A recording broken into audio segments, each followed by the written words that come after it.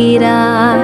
அன்பெனும் குடையை நீட்டுகிறாய், அதில் 1000 மழை துளி கூட்டுகிறாய். இரு நெஞ்சம் இணைந்து பேசிட உலகில் பாஷைகள் எதுவும்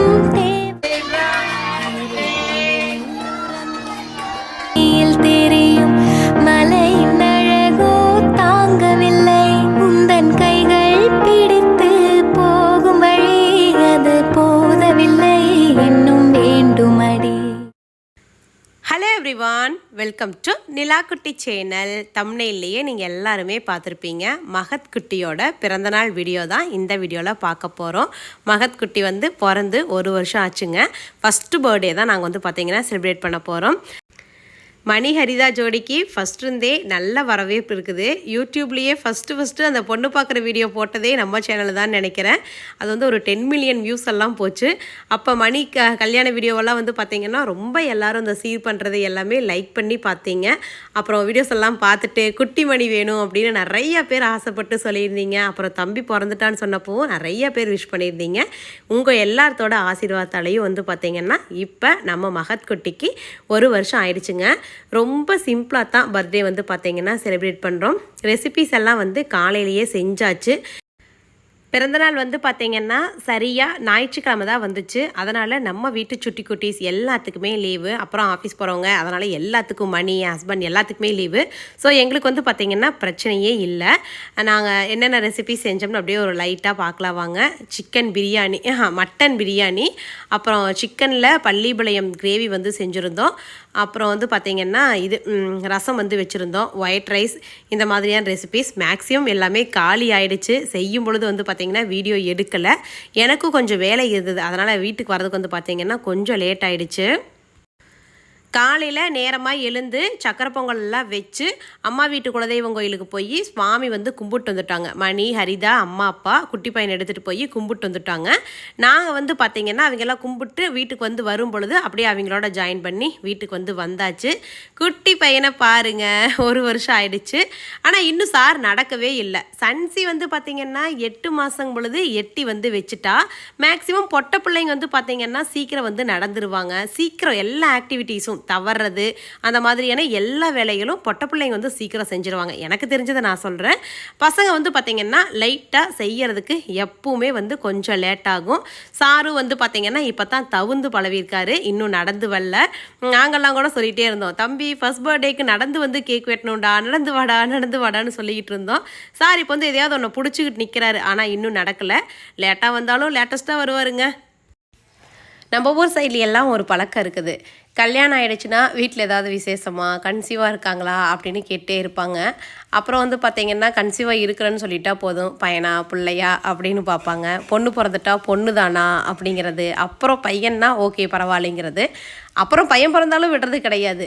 கரெக்டாக குப்புற விழுந்துச்சா, தவுந்துச்சா, நடந்துச்சா, 1 வருஷம் ஆகிப்போச்சு இன்னும் நடக்கலையா, 8 மாதத்தில் எட்டி வைக்கணும், வருஷமே ஆகிப்போச்சு இன்னும் குழந்தை நடக்கலை அப்படிங்கிற மாதிரி ஏதாவது ஒரு குறைகள் வந்து சொல்லிகிட்டே தான் இருக்காங்க. குட்டி பையனையும் அப்படி தான் சொல்கிறது, வருஷம் போச்சு இன்னும் நடக்கலையா அப்படின்னு. நாங்கள் வந்து பார்த்திங்கன்னா எதையும் காதில் போட்டுக்கிறதே இல்லை.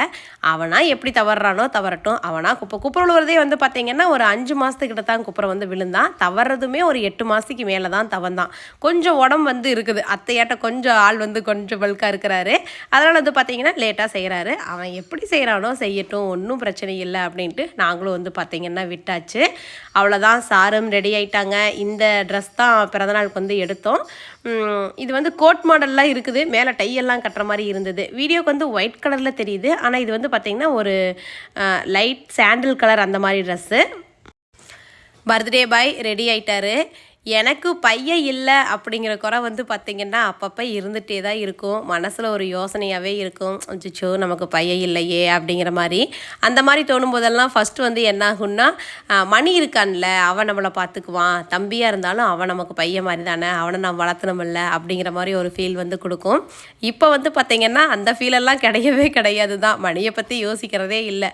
பையன் அப்படின்னு நினப்பு வந்தாலே, ஓ மகத்து இருக்கான்ல, மகத்துக்குட்டியை வச்சுக்கலாம் அப்படிங்கிற மாதிரி ஃபீல் ஆகும். ஆகும். அவனை தூக்கி தூக்கி வச்சுக்கிட்டு அப்படியே வந்து பார்த்திங்கன்னா பையன் மாதிரியே எனக்கு வந்து இதாகிடுச்சு. மணிகண்டன்கிட்ட நான் சொல்லிகிட்டே தான் இருப்பேன், டே ஹரிதா ஏதாவது படிக்கிறேன்னா படிக்க சொல்லு, இல்லைன்னா அவளை வீட்டில் ஜாலியாக இருந்துக்க சொல்லு, நான் வந்து பார்த்திங்கன்னா மகத்துக்குட்டியை வந்து வச்சுக்கிறேன், நானே வச்சுக்கிறேன், 2 பிள்ளைக்கு அப்புறம் ஒரு பையன் நானே வச்சுக்கிறேன் அப்படின்னு வந்து சொல்லிகிட்டே இருக்கிறது. இப்போ கூட வந்து பார்த்திங்கன்னா மகத்துக்குட்டி நம்ம வீட்டில் தான் இருக்கிறாரு, நானே வச்சுக்கிட்டேன்.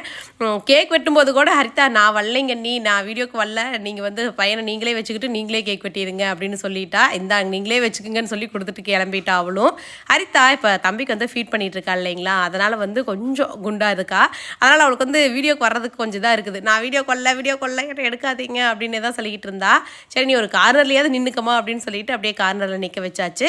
கேக் வெட்டும் பொழுது நான் தான் பையனை வச்சுப்பேன்னு வச்சுட்டேன். என் தங்கச்சி வந்து எனக்கு குடுடி பையனை அப்படின்னு சொன்னா. ஆஹா உனக்கெல்லாம் கிடையாது, நான் தான் வச்சுருப்பேன் அப்படின்னு சொல்லிட்டு நாங்களே வச்சாச்சு. மணியை சுற்றி எந்நேரம் எங்கள் வீட்டில் லேடிஸாக தான் இருப்போம். எங்கள் அம்மா, நான், என் தங்கச்சி, என் பிள்ளைங்க 2, என் தங்கச்சி பிள்ளைங்க 2, எங்கள் அக்கா பிள்ளைங்க அப்படின்னு எல்லாரும் பொண்ணுங்களாக தான் இருப்போம். அவன் அப்படியே ஒரு கிருஷ்ணர் மாதிரி நடுவில் இருப்பான். நாங்கள் எல்லாரும் சுற்றி இருப்போம் லேடிஸாக. அதே மாதிரி தான் வந்து பார்த்திங்கன்னா மகத்குட்டிக்கும் இப்போ மணிக்கு அந்த டிமாண்ட் வந்து போயிடுச்சுன்னு தான் சொல்லணும். எல்லாரும் மகத்குட்டியை தான் தூக்கி வச்சுக்கிட்டு கொண்டாடுறது. சுற்றியுமே வந்து பார்த்திங்கன்னா அவனை சுற்றியுமே ஃபுல் அண்ட் ஃபுல் லேடிஸ் மட்டும்தான். நெஞ்சம் இணைந்து பேசிட உலகில் பாஷைகள் எதுவும் தேவையில்லை. சிறு புல்லில் உறங்கும் பனியில் தெரியும் மலையின் அழகோ தாங்கவில்லை. உந்தன் கைகள் பிடித்து போகும் வழி அது போதவில்லை, இன்னும் வேண்டுமடி. காலையில் கோயிலுக்கு போயிட்டு வந்துட்டு சமைச்சு சாப்பிட்டு கேக்கெல்லாம் வெட்டும் பொழுது வந்து பார்த்திங்கன்னா சாயந்தரம் வந்து ஒரு 4 மணி போல் ஆயிடுச்சு. கேக்கெல்லாம் வெட்டி சாப்பிட்டு திங்கக்கெல்லாம் வந்து ஸ்கூல் இருக்குது எல்லாத்துக்குமே. சரி எல்லாருமே கிளம்பலாம் அப்படின்னு பிளான் பண்ணிக்கிட்டு இருந்தோம். அப்புறம் தான் சரி கிளம்பலாமா, படத்துக்கு போகலாமா அப்படிங்கிற மாதிரி மணி என் தங்கச்சி ஹஸ்பண்ட் எல்லாருமே வந்து கேட்டாங்க. படத்துக்கு போகலாமா அப்படின்னு ஒருத்தராக கேட்க ஆரம்பிச்சதையும் குட்டி குட்டீஸ் எல்லாம் வந்து பார்த்திங்கன்னா எல்லாரும் ரெடி ஆகிட்டாங்க படத்துக்கு போகிறதுக்கு. ஆனால் குட்டி பையனை இது வரைக்கும் இன்னும் படத்துக்கெல்லாம் கூட்டிகிட்டு போனதில்லை. வெளியில் போயிருக்கோம், தேட்டரெல்லாம் வந்து பார்த்திங்கன்னா போனதில்லை. அங்கே டம்மு டும்முன்னு சத்தமாகவும் இருக்கும், அது இல்லாமல் ஏசியும் இருக்கும். சளி கிளி பிடிச்சிக்குச்சா என்னடா பண்ணுறது அப்படிங்கிற மாதிரி யோசித்தோம். அப்புறம் அத்தை ஹரிதாவோட அம்மா வந்து நான் இருந்து பார்த்துக்கிறேன் பையனை, நீங்கள் எல்லோரும் கிளம்புங்க அப்படின்னு சொன்னாங்க. அவங்க வந்து தேனியிலேருந்து நம்ம வீட்டுக்கு வந்திருக்காங்க. அவங்கள தனியாக வீட்டில் விட்டுட்டு போகிறதுக்கும் எங்களுக்கு வந்து இது இல்லை, தனியாக குழந்தைய பார்த்துக்கிட்டு இருப்பாங்க இல்லையா, அதனால் வந்து அதெல்லாம் வேண்டாங்க அத்தை, வாங்க தம்பியும் தூக்கிட்டு எல்லாருமே போய்க்கலாம் அப்படின்னு சொல்லிட்டு மறுபடியும் ஒரு முறை எல்லாருமே சாப்பிட்டு படத்துக்கு போகலான்னு பிளான் பண்ணியாச்சு. படத்துக்கு போகலான்னு பிளான் பண்ணது தான். அதுக்கப்புறம் என்னடா படம் பார்க்குறது, என்ன படத்துக்கு போகலான்னு இன்னும் 2-3 யோசனைகள் இருந்தது. அப்போ குட்டி பையன் பிறந்தநாளப்போ வந்து பார்த்திங்கன்னா கோட் படம் ரிலீஸ் ஆகலை. கோட்டுக்கு வந்து அச்சடா இந்நேரம் கோட் படம் வந்திருந்தா எல்லோரும் பார்க்க போயிருக்கலாமே அப்படிங்கிற மாதிரியே யோசிச்சுட்டே இருந்தோம். அப்புறம் டிமாண்டி காலனி வந்து அப்போ தான் வந்திருந்தது. இன்னும் நிறைய படம் இருந்தது. சரி ரிவ்யூஸ் எல்லாமே பார்த்தோம். டிமாண்டி காலனி கொஞ்சம் த்ரில்லாக இருக்கிற மாதிரி இருந்தது. சரி அதுக்கு போகலாமா அப்படின்னு பிளான் பண்ணிவிட்டு எல்லாமே வந்து பார்த்திங்கன்னா டிமாண்டி காலனி படத்துக்கு வந்து கிளம்பியாச்சு. இவங்க வந்து ஹரிதாவோட அத்தை, மாமா, அப்புறம் அவங்களோட பையன், இவங்களும் வந்து பார்த்திங்கன்னா இங்கே ஈரோட்டில் தான் இருக்காங்க. குட்டி பையன் பிறந்தநாளுக்கு வந்து கூப்பிட்டுருந்தோம், அவங்களும் வந்திருந்தாங்க. இந்த ப்ளூ கலர் சாரீ வந்து ஹரிதாவோட ஆச்சி. கேக்கெல்லாம் வெட்டி முடிச்சுட்டு எல்லாரும் ஒட்டுக்கா நின்று ஃபோட்டோ ஷூட்டெல்லாம் பண்ணியாச்சு.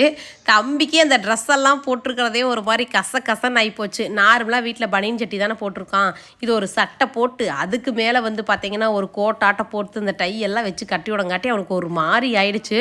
ஃபோட்டோலாம் எடுக்கும் போதே கடுப்பாயிட்டான், விடுங்க அப்படிங்கிற மாதிரி அழுக ஆரம்பிச்சிட்டான். சரி பையனுக்கு இதுக்கு மேலே போட்டு வாட்ட வேண்டாம், துணியெல்லாம் கழட்டி விட்டுட்டு நார்மலாக உட்கார வச்சிடலாம் அப்படின்ட்டு உட்கார வச்சு ஒரு 2-3 ஃபோட்டோஸ் மட்டும் எடுத்துக்கிட்டு இருந்தோம்.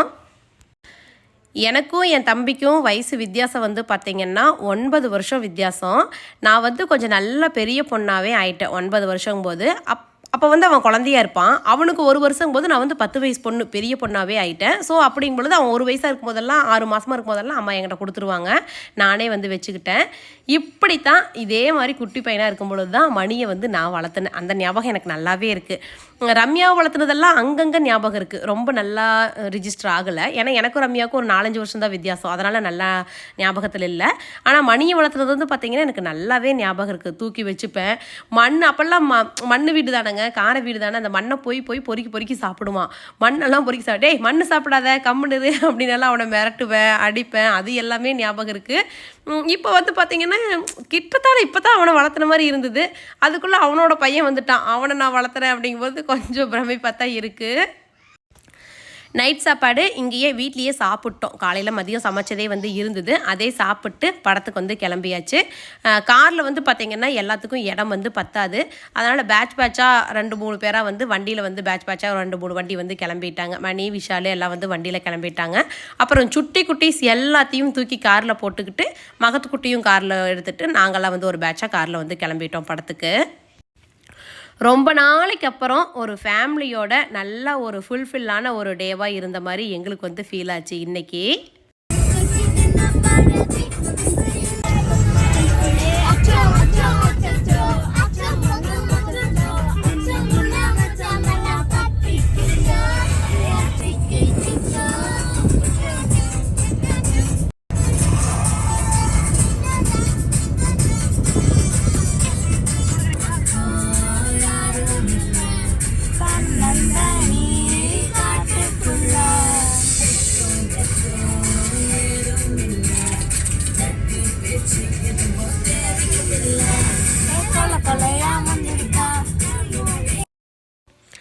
திடீர் பிளான் பண்ணி வந்ததால் டிக்கெட்ஸ் வந்து பார்த்திங்கன்னா ஆன்லைன்லேயே புக் பண்ணிட்டோம். ஆனூர் தியேட்டர் தான் எங்களுக்கு வந்து டிக்கெட் வந்து கிடச்சிது. அங்கேயே புக் பண்ணிவிட்டு நைட் ஷோக்கு வந்து வந்துட்டோம். ஒரு 7:30-8 மணி அந்த ரேஞ்ச் வந்து இருக்கும்னு நினைக்கிறேன். படம் நல்லாவே இருந்ததுங்க. டிமாண்டி காலனி 1 வந்து பார்த்திங்கன்னா ரொம்ப நல்லாயிருக்கும். அது வந்து பார்த்தாலே நல்ல த்ரில்லிங்காக செமையாக இருக்கும். அதே போல் தான் இதுவும் இருந்தது. அந்தளவுக்கு இல்லைனாலும் ஒரு 90% ஒத்துக்கலாம். சூப்பராக இருந்தது. அதோட இன்டர்கனெக்ட் பண்ணி கொண்டு வந்தாங்க. அதுதான் வந்து ரொம்ப சூப்பராக இருந்தது. அது ஏதோ ஒரு பார்ட்டு இது ஒரு பார்ட்டு அப்படிங்கிற மாதிரி இல்லாமல் அந்த பார்ட்டியும் இந்த பார்ட்டியும் கனெக்ட் பண்ணி கொண்டாந்தாங்க இல்லைங்களா, அதனால் வந்து ரொம்ப சூப்பராக இருந்தது. எனக்கு வந்து பர்சனலாக ரொம்பவே வந்து பிடிச்சிருந்தது படம். மகத்குட்டி அருவானா என்னமோ அப்படின்னு யோசிச்சுட்டே இருந்தோம். ஃபர்ஸ்ட் ஹாஃப் ஃபுல்லாக வந்து பார்த்திங்கன்னா ஹரிதாவே கையில் வந்து வச்சுக்கிட்டா. செகண்ட் ஹாஃப்கெல்லாம் வந்து பார்த்திங்கன்னா நான் போய் தூக்கிட்டு வந்துட்டேன் என்கிட்ட கொடுன்னு. அவன் காதெல்லாம் பொத்தி வச்சு கண்ணெல்லாம் மூடி விட்டோம்னா தான் அழுகிறான். கம்முனு ஸ்க்ரீனை பார்த்து பாருடா அப்படின்னு சொல்லி விட்டுட்டோம்னா அவன் பாட்டுக்கு நல்லா அந்த செகண்ட் ஹாஃப் ஃபுல்லாகவே மடியில் உட்காந்துக்கிட்டு படம் பார்க்கவே ஆரம்பிச்சுட்டானுங்க. அவனும் வந்து பொட்டாட்ட பார்த்துக்கிட்டு இருந்தான். நாங்கள் எது அழுது ஆர்ப்பாட்டம் பண்ணுவானோ அப்படியெல்லாம் நினச்சோம். அதெல்லாம் எதுவுமே பண்ணலை. பொட்டாட்ட சாரும் எங்களோட சேர்ந்து படம் வந்து பார்த்துக்கிட்டு இருந்துட்டாரு. வேகமாக ஓடிக்கிட்டு இருக்கிற வாழ்க்கையில் நாம் அதை விட வேகமாக ஓடிக்கிட்டு இருக்கோம். எல்லா நாளும் இப்படி இருக்கிறது கிடையாது. ஆனால் இந்த ஒரு நாள் வந்து பார்த்திங்கன்னா ஃபேமிலியோடு இருந்து சாப்பிட்டு ஜாலியாக இருந்துட்டு படத்துக்கு வந்தது ரொம்பவே ஃபுல்ஃபில்லாக இருந்தது. ஜாலியாக ஒரு 2.5 மணி நேரம் படம் பார்த்து டைம் பாஸ் பண்ணி கொஞ்சம் ஸ்ட்ரெஸ் எல்லாம் இல்லாமல் ரொம்ப நல்லா இருந்தது இந்த நாள்.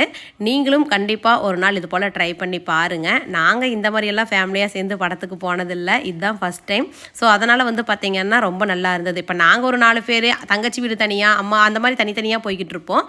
எல்லோரும் ஃபேமிலியாக சேர்ந்து போனது ரொம்ப சூப்பராக இருந்தது. நீங்களும் ட்ரை பண்ணி பாருங்கள்.